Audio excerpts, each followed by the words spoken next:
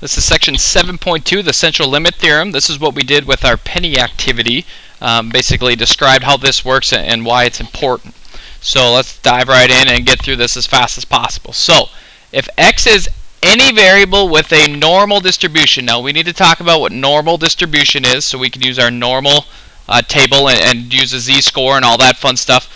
That's what we need to focus on. Now if it says normal, all of this is possible. What I mean by all of this is the x-bar distribution is a normal distribution. The mean of our samples is going to be the actual overall mean if we know what that is. Okay, so it's the mean of the overall original distribution. What changes when you start taking samples? Okay, so when we took samples of 5, samples of 10, samples of 20 of our penny activity, the more and more n you had, the closer and closer you got to the mean.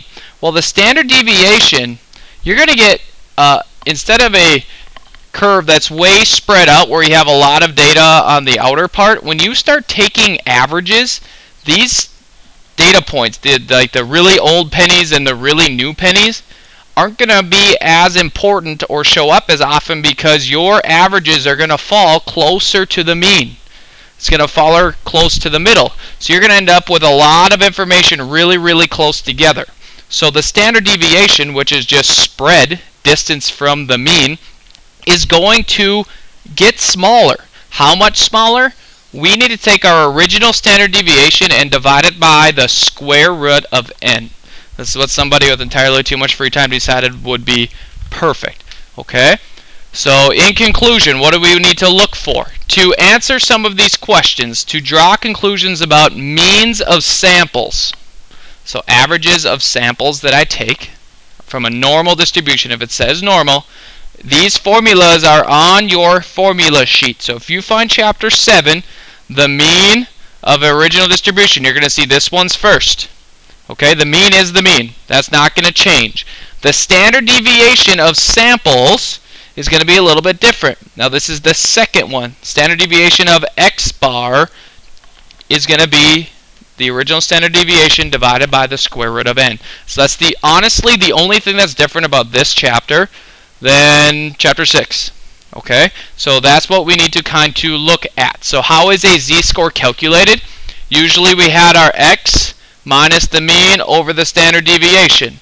Now since it's x bar, so if we're going to look at these samples, what's the only thing that changed on the previous page? Your standard deviation you had to divide by the square root of n.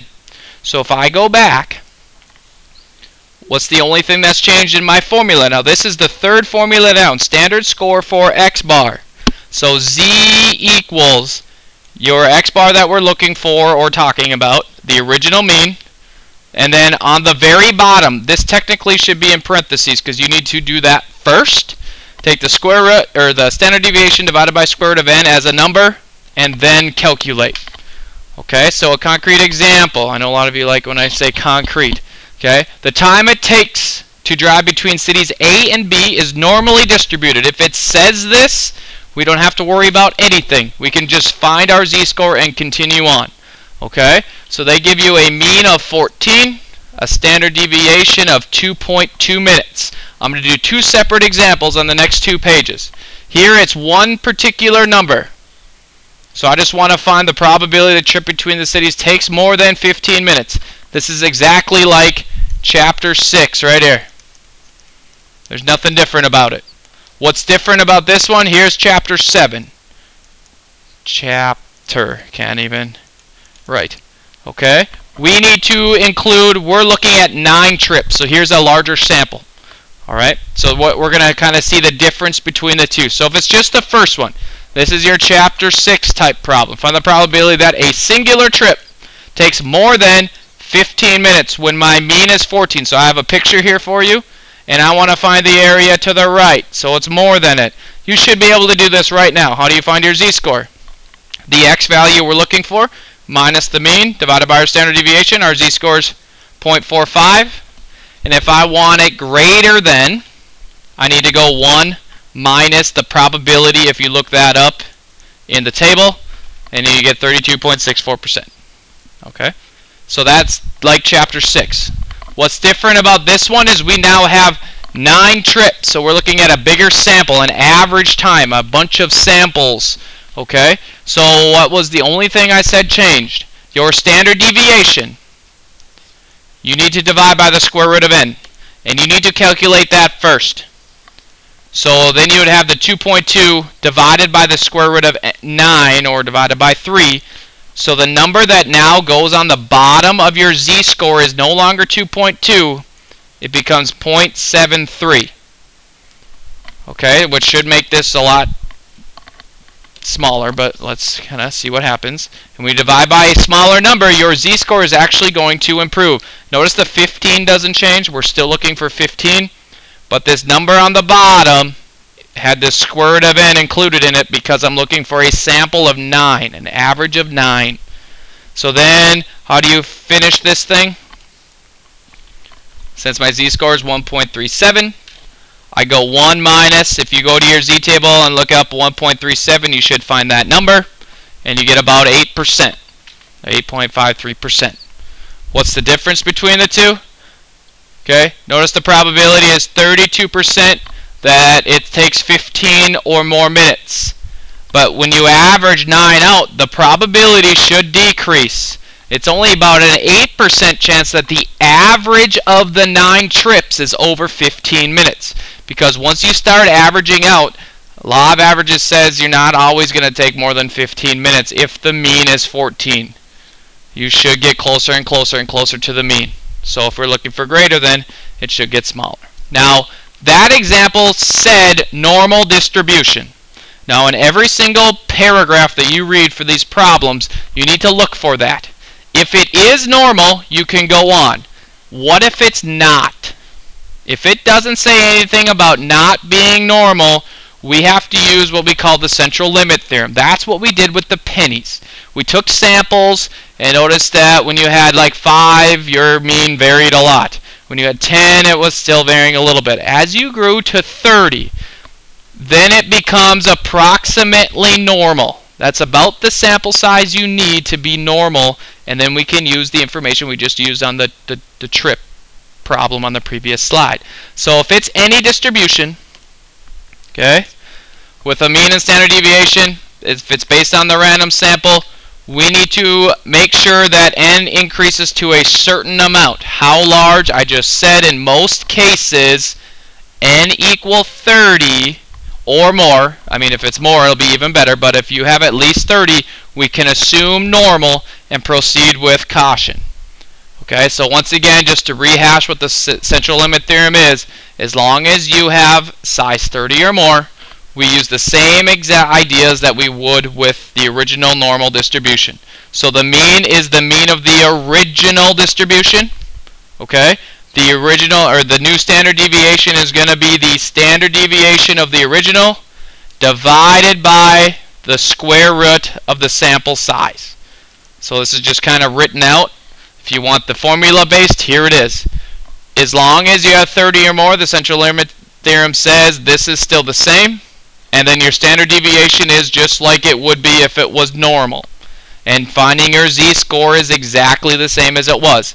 Your x you're looking for minus your mu, and then you have to make sure you do these essentially separately or do them first. Okay, so an application of the central limit theorem. Notice in my paragraph there's nothing that says normal distribution or normally distributed. If it does not say that, so it says packages shipped to the company, mean weight of 510, so I know that's my mu. The standard deviation of 90, 100 packages. So there's your n. You need to find that in each problem. What's the probability the mean weight of these packages, the 100 that are shipped, okay, are more than 530, less than 500, or between? So we're going to have 3 separate examples on 3 different slides. And what we have to do is answer this question. Are we allowed or authorized to use normal distribution when I do not specify normally distributed? We say yes because it's means of large samples. What do I mean by large samples? What number is the magic number? Is n 30 or more? It is, because n is 100. Winner.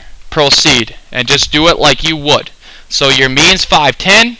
Your standard deviation of the new one now, because it's means of samples, the original standard deviation divided by the square root of n, which is 100. So 90 divided by 10 is 9. That's the new number you will put under your formula. So I'm going to move this. Here's your formula. So what are we looking for? Less than 530. So 530 becomes your x value. Your original mean is 510. And then notice I only have 9 underneath. Calculate this new standard deviation first. And then you do the top, 20 divided by 9. So you find a z-score of 2.22. And I want it more than 330. So that's why I do the 1 minus 0.9868. So only about 1% of the packages we can expect, or 1% chance that the average of all the mean, or those 100, would be over 530. So what happens if I ask, what's the probability that the mean of these samples will be less than 500? So instead of actually finding all 100 out, okay, we can figure this out. So 500 is my magic number. Here's my x value. That's what they're asking for. So that just dumps in first. My mean's not changing, okay? Nor is my square root over the square, or the standard deviation over the square root of n. That's still going to be exactly the same in this problem. No different than I showed on the previous page. It's still going to be the 90 over the square root of 100. They're just looking to see if it's less than 500. Here's your new z-score. And then since it's less than, that's what we're looking for. So maybe some of you want to see a picture. Means 530. We're looking for 500 or less. I'm looking for the left tail. Since it's the left tail, it's just what it says in my table. So go to your z table, find 1.11, or negative 1.11. Whoops. I have a oopsie there. And then that gives you the 1335. Last one, if it's bounded in, okay, same thing applies. You just got to do it twice. So you got to put 495 into your z equation, and you got to put the 515 in.